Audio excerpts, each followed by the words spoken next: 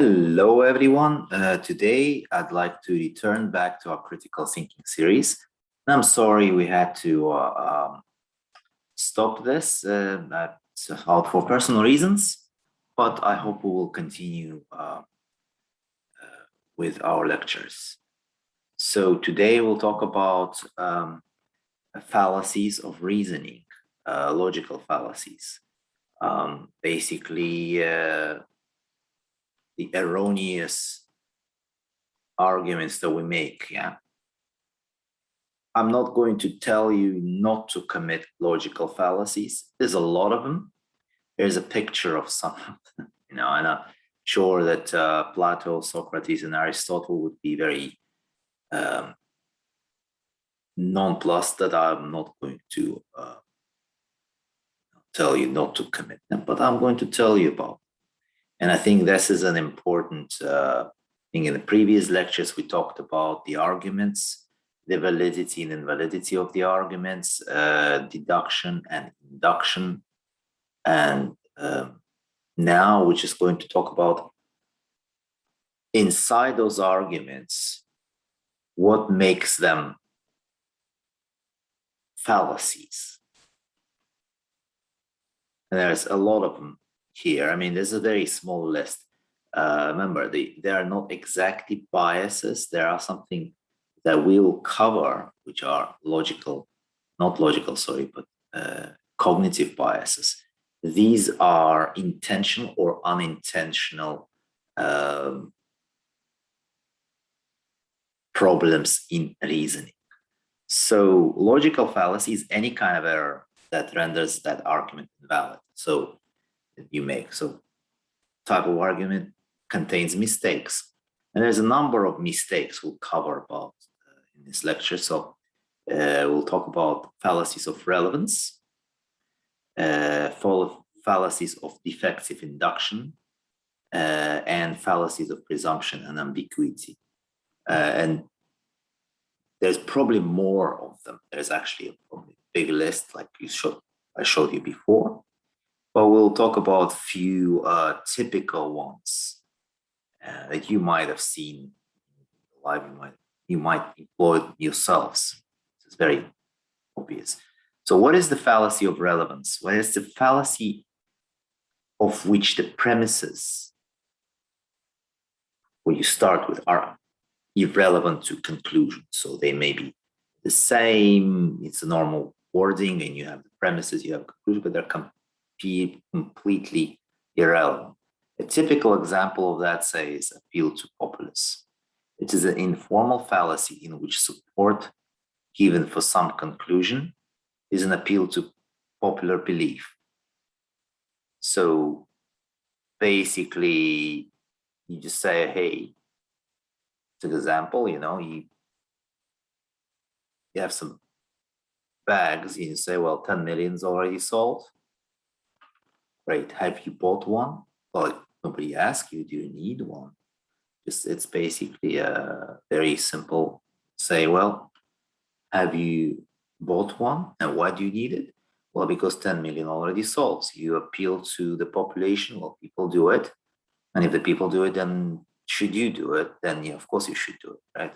But it's not irrelevant because, I mean, what you want to know is irrelevant. Sorry, what you want to know is why do you need to buy one? Well, because others buy. That's sort of the same as probably following the herd. And the typical. Now, how logical it is? Not very logical. Yeah, it's very, very common. So these relevance fallacies are very common because that's what we do all the time. Another one, I gave you the example of appeal to population. Now it's appeal to emotion. Basically, a fallacy where argument relies on generosity or mercy. There's no reason. So you could say, here's an example. You'd say, well, how can you convict this man? Because he murdered his mother. He's an orphan. And it's so typical. You'd say, well, take a pity on somebody. And, that's a very common logical fallacy that is committed every day. So things like, well, I'm just going to use a recent example, say, believe all women, in why you have to believe everything. If somebody is a victim, why do you have to believe the victim is right? Well, why does the victim have an automatic status that you have to believe in, right? And a lot of these things they work the way in your sort of mental make, or your worldview, and you don't notice them, and you think it's quite logical to assume that somebody who suffered is somehow saintly. That's not the case. Somebody who suffered might inflict more suffering on others. Just because he suffered, it doesn't guarantee anything that he's somehow free of blame and angelic. But it's, I see, I mean, how that's this particular fallacy causes a lot of problems. Yeah. And it appeals, I mean, this is a typical courtroom in politics, in society, in business, and in newspapers, of course, are going to be very famous for this. No reason. Okay. Hopefully lawyers are not following it. At least don't believe what the lawyer says. There is another very common one, and it's basically a red herring. The reason I think it's called red herring because they were in fox hunting, I believe. They were coloring some of the for the smell. They were covering some of these herrings, or at least coloring them red, and hounds had to follow them around for smell or something like that. I'm not exactly sure. You can go and Google yourselves. But the point is that it's basically a fallacy in which attention is deliberately deflected away from issue and discussion. It's done intentionally. So his mom here says, well, girl says, sorry, I want that toy. And mom says, well, let's rush home. There's a treat for you. Deflect the attention to something else, or say in detective stories, there's going to be always a red herring. That's typical for, very typical for Agatha Christie stories. Then she'll get, first suspect, second suspect. Oh, you go after that one, and it's a red herring. And right through the middle is another one, and then another one, only until the end you get a cliffhanger, and then the last one is actually the person to blame. And it's, you would have kind of followed every suspect that way. So it's very common. I mean, it's very common ploy in detective writings or any other story that you want to kind of follow through. But in a logical argument, that is obviously done intentionally. And if you do it, you'll have to be able to recognize when people actually send you rocks and don't answer. It's basically not answering directly. So a next one, very, very, very typical in the arguments, is straw man. Straw man, I haven't really researched why it's called straw man, but anyway, it's a fallacy in which an opponent's position is depicted as being more extreme and unreasonable that's justified what is actually being asserted. So it's basically getting to extremes. So somebody could say, for example, here, well, I think I deserve share the credits with the first author because I worked a lot, and then, oh, so that means, okay, so there's one position and say, oh, that fame is more important to you than science. Now, I didn't say that. You said that. You're just making something else from my position, which it is not. And that's a very typical, and again, in the political or ideological arguments. So if you'd say, I'm say against abortion, for abortion, say if somebody is for abortion, say, well, so you're for killing babies, and vice versa, the other person say, oh, so you are against women's rights to choose, things like that. Now, the arguments are followed to their in that case, illogical conclusions, because some arguments shouldn't, because you have to take an argument is in its sort of position here, and make sure that it reflects what person is saying and thinking at the moment, rather than implying that that person actually says something else, right? And something else is usually kind of a horrible position that is very easy to attack. Oh, that's done so much, and it's very difficult to fight against, because you'll have to prove in that situation that you didn't really mean that, and your position is somehow not the extreme one, but somewhere in the middle. So it immediately puts a person who's been strawmanned on the defensive. That is a very disingenuous tool of argument. It's not a great tool, but unfortunately, that's how things are won and how the opponents are defeated. So, like, I'm not going to say not to use it, because unfortunately, people use it all the time. However, it's disingenuous. And what's best done, I think Jordan Peterson said that, maybe somebody else said before him, but when you argue with somebody, you shouldn't strawman position, steelman. There are some arguments that perhaps not well thought of, or not strongly presented. So I think try to steelman your opponent's position. Try to present your opponent's position very strongly and say, okay, so you say this, you say that, and I disagree because I see this, right? And it's it's very important to represent the position correctly that you are posing. But it's so hard to do, and it's not done. And again, just come back to any argument you hear in the office, or amongst friends, or in politics, or for that matter, and you'll see a lot of strawman. Okay. Then even worse one is personal attacks. Ad hominem here is fallacy, which argument relies upon attack against the person. Now, I think that's not even worth discussing here. So you'd basically like, well, say you say something, they'll just say you're a fool. If your character is at stake, they'll attack your character. Almost no one, let's say for example, almost no one would be willing to defend the position of somebody who is not good, and somehow his reputation is in tatters. So say, and I'm not myself a vegetarian, say, well, Hitler had vegetarian inclinations. So we'll say, oh, Hitler was a vegetarian. So, okay, what does that mean? Does that mean, okay, so vegetarianism is bad?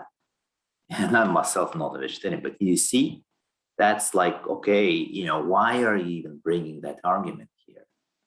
So, for example, you just accuse somebody here and being closed-minded and stupid.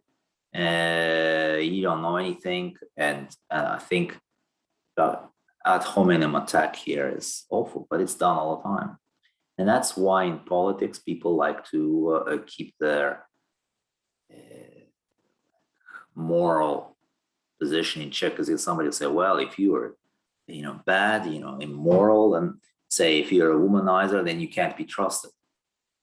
Okay, maybe, but in politics, well, have you selected that person for being a womanizer? You've selected him for ability to do the job.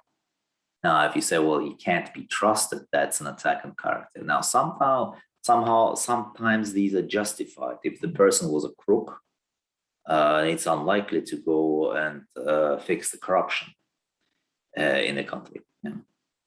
But too often things like that are unjustified. And just be watchful for this. There's a variety of the ad hominem argument, which the continued rational exchange is undermined by attacking good faith of inner intellectual honesty. So for us, it's more a sophisticated version than just rather than just saying you're a fool, which you'll try to say that, well, somebody is in pay of um, hostile forces, or he doesn't come from a good faith. So, for example, if the argument is logical, and you have you can't really reject those arguments, which you could say, well, actually, for example, that's done very often. Let's say an example with, in US, well, when I just gonna remember, I think it was about building a Muslim center in New York, and there was a lot of emotional debate, and somebody said, well, think the people building it are not being intellectually honest. They don't just want to build a Muslim center. What they want to do is they do have some ties to Muslim Brotherhood. Check how many ties. What does it mean to be a Muslim? Is Muslim Brotherhood? And okay, well, it's listed terrorist organization. By whom? By Egypt. Okay, that's fine. Can you find those links? And what is that person? Did that person ever say anything? Terrorist related, extremist? Probably not. But well, sometimes he said that, and then that means that he's actually an extremist because he thinks like that. He just not willing to tell you face to face, and that's how the poisoning the well works. So it would just basically undermine your intent, and I'll always have you kind of not expressing your extremist thoughts and just sort of hiding. And that's kind of a very common, because actually what they're trying to do is destroy you as an opponent. And your reconciliations are actually not helpful because, they kind of prevent it, but they can go around that and say, well, you're not really telling the truth in all of your statements, and you have to be checked and checked again. So I think this is very, all of these things are very disingenuous. If you're talking about logical arguments, you have to take them as face value. No. So, and then the ultimate one says appeal to force, basically a threat. Well, I rely upon, veiled threat of force. Well, if you don't forward this message, we will kill you in the next 24 hours. Great. So that's not even an argument. That's not even a logical fallacy. It's just that. Then another one, missing the point, fallacy in which the premises support a different conclusion from the one that is proposed, called also irrelevant or ignoratio elenchi. Sorry for the type. So here is this cartoon there, and it says, well, did you order plastic casings? They take 2 weeks to delivery. I see that you've cleverly avoided my actual question in favor for imaginary or involving delivery times. No, I'm fantasizing about ripping off your mustache. Oh, okay, that says, I hear that a lot, but actually what he said is that, did you order plastic casings?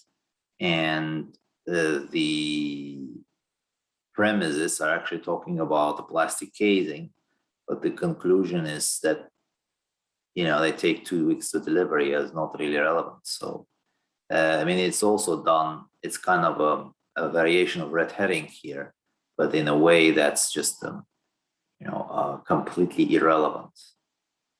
And it doesn't even follow. So I think that's sort of a poor man's red herring. That's what I would say.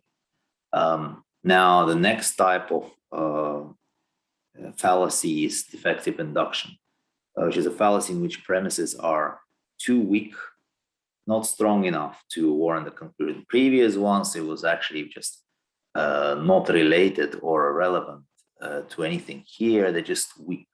What asserted as premises do not serve as good reasons to reach the conclusions. And there are many fallacious arguments in which the premises are relevant.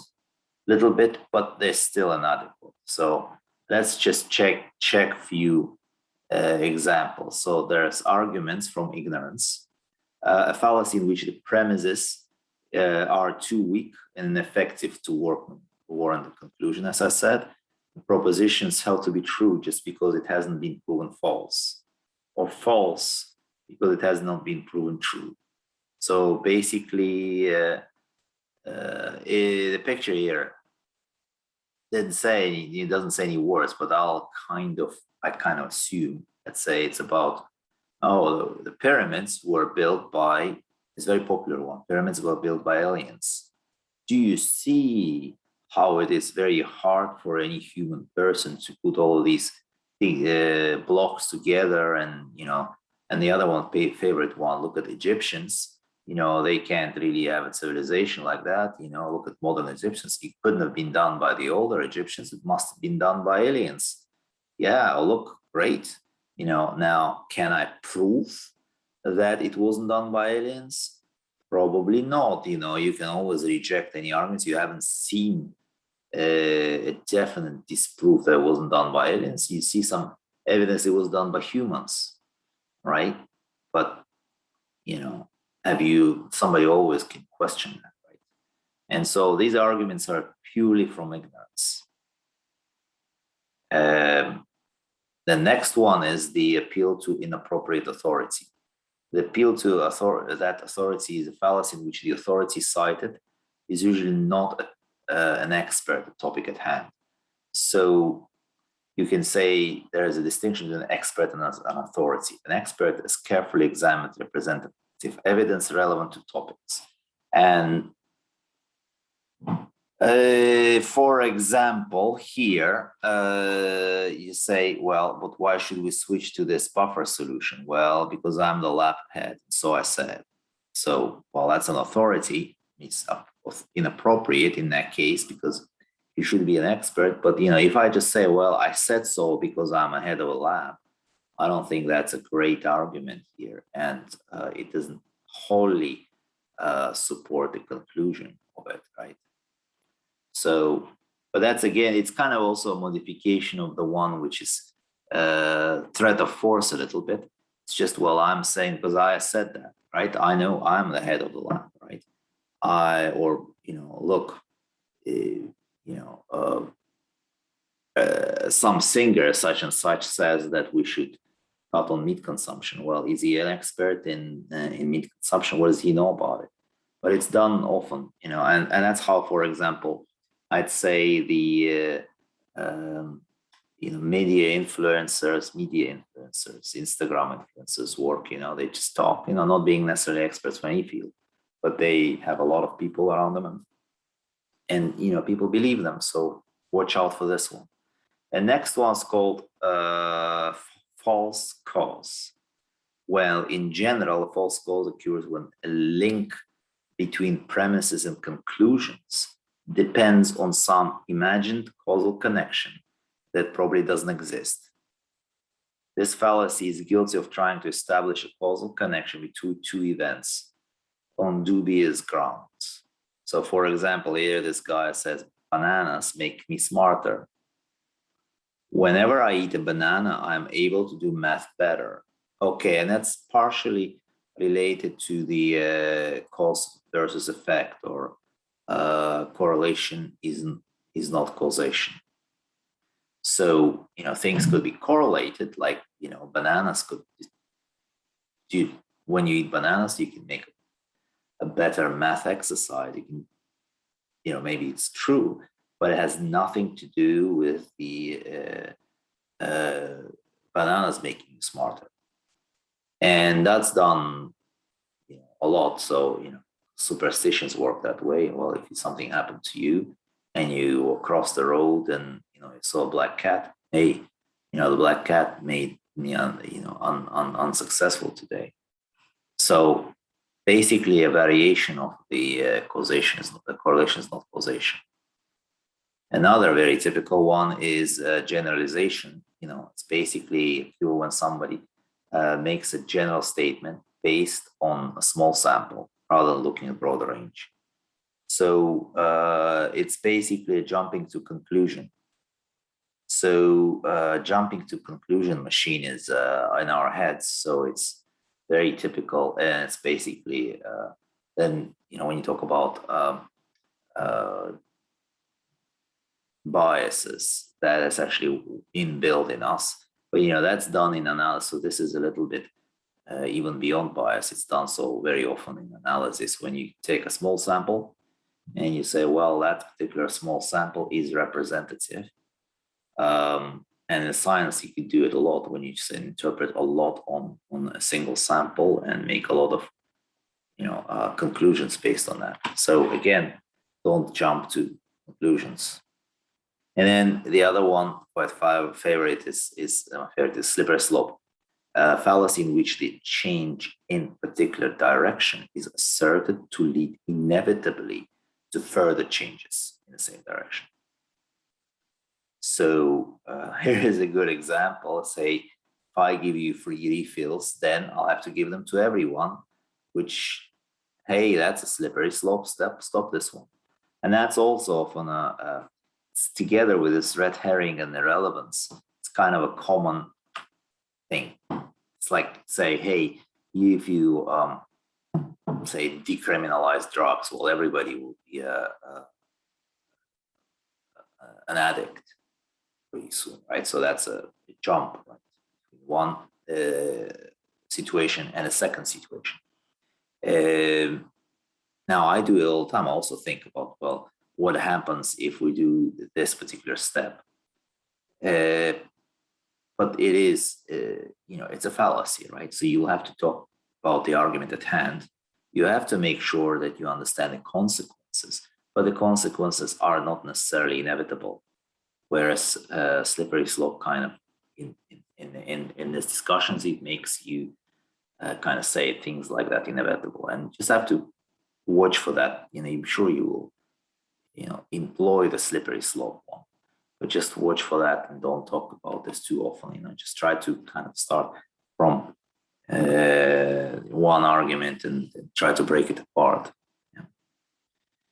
Now we'll talk about fallacies of presumption. And the presumptions fallacy is any fallacy in which the conclusion depends on assumptions that are dubious or false. So unlike the weak argument ones, which are previous types, here is the when it's kind of dubious or false. So an example is the fallacy of accident, fallacy in which generalization is mistakenly applied to a particular cause when generalization doesn't apply. So here, as an example, you'd say people died of cancer before cigarettes were invented. Yeah, so smoking doesn't cause cancer. Well, hey, yes, the people died of cancer, but that's a generalization. But that generalization doesn't apply here because there's more people now dying from cancer because of the smoke. So, sorry, mate, you're not correct here. Another one is called a complex question or loaded question. Yeah. That's a great example here. When somebody says, well, have you been cheating on tests? Ooh. Informal fallacy in which question is asked in such a way as to presuppose the truth that conclusion buried in the question. So sometimes these loaded questions are already kind of telling you an answer, and they're basically accusatory.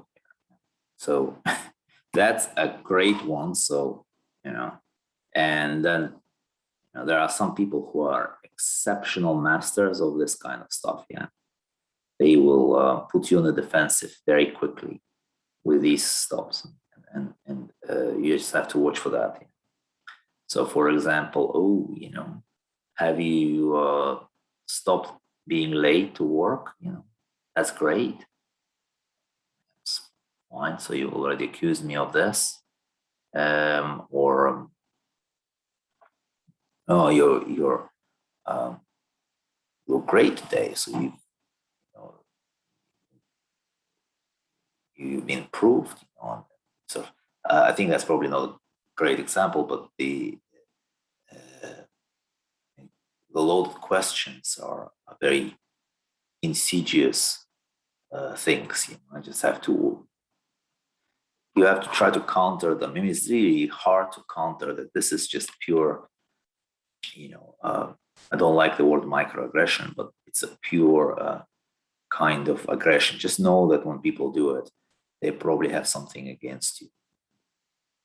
So another one is begging the question. It's a very common fallacy. The fallacy of begging the question is when somebody assumes what they're trying to prove in the argument. It's basically like a two quote. I know it's raining outside because the ground is wet. So therefore, I know it's raining outside. I mean, it's basically a circular argument, and you include the conclusion as part of the reasoning. So that person says here, can you explain what you mean when you say Aladdin is your hero? Of course, I mean, he acts heroically, which means what to you, and then back and forth. So, it's basically, I'm a man because I am a man. And this is very common when you kind of don't actually develop an argument. You will see it in the arguments, so you have a correct form, but it's not valid because of the basically not developing any argument further. This is a funny name. I've learned about it recently. It's a fallacy of amphibelief. Fallacy in which a loose or awkward combination of words can be interpreted in more than one way. The argument contains a premise based on interpretation, while the conclusion relies on a different interpretation. So they're kind of not related. That's basically, it's a funny one. It's just wordplay, really. It says this one, hey man, where are you going? Well, I gotta feed my baby turtles. Oh, how cute, can I watch? And he's probably thinking that he's gonna feed baby turtles. What he does, he feeds his baby turtle, which is not a great thing to do. Don't try it at home. But I mean, that's just it's a funny one, really, and it's probably not intentional. So that's a good one. The next one is fallacy of division. Fallacy ambiguity in which the argument erroneously assigns attributes to parts of a whole based on the fact that the whole has whole's attributes, but that basically also means that the part might have these attributes, which is not necessarily true. So I think that's another one. And then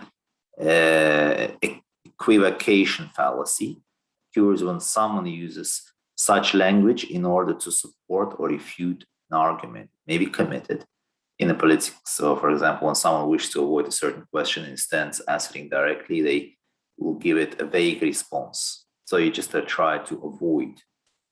It's not exactly like the one which is repeating it, but it's kind of saying, well, I know it's true because it's happening all the time, and maybe I think it is true, and we see evidence of it everywhere. It's basically just avoiding the question, not hitting at it directly. I mean, it'd probably be to say, well, I don't know if you don't really know. Yeah. So that's good. Then another one called fallacy of composition. Fallacy, again, these are fallacies of ambiguity, in which an argument erroneously assigns attribute to a whole based on the fact that parts have those attributes. So it's kind of similar to the previous two fallacies of division and this one basically says, well, here's one standing guy. So yeah, if I stand, I can see the football match better. But now it doesn't mean that if all stand, they all see the match better, right? It doesn't really follow. But you can make conclusions based on that. As you notice, a lot of these fallacies, unlike the fallacies of relevance and effective induction, are really not necessarily intentional. At least I don't see them as really insidious, and hurtful. So this is just a mistake. There's another one, fallacy of accent. Fallacy of ambiguity occurs when an argument contains a premise that relies on one possible emphasis of certain words, but the conclusion give those same words a different meaning. So, for example, you could say 3 months rent if you lease an apartment for 10 years. So yeah, it's great, 3 months rent.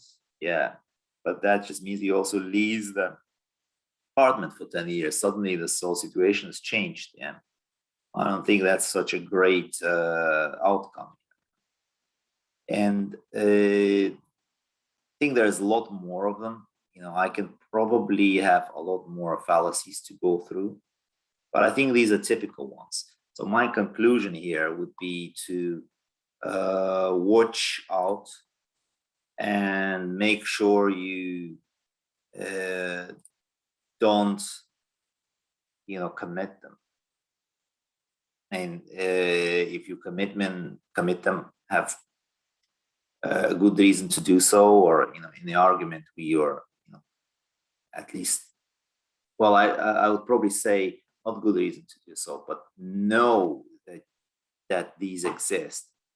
And maybe you could say, well, desperate times require desperate measures, and you can do it, but it's not, especially some of these really insidious, not great ones, like a straw man or ad hominem attacks. Never do ad hominem attack. At least never go to that level that the other opponents could go for. Try to keep an even kill and refute arguments of your opponent based on their merit. Don't go in such low thing, and then you will always commit maybe some kind of more innocent mistakes, but avoid really bad ones. Yeah. So I think that's you'll probably continue section on the fallacies and move into the biases. But I think it's enough for today. Thank you very much. It was really a pleasure to see you again, and hopefully we'll continue working together. Thank you and goodbye.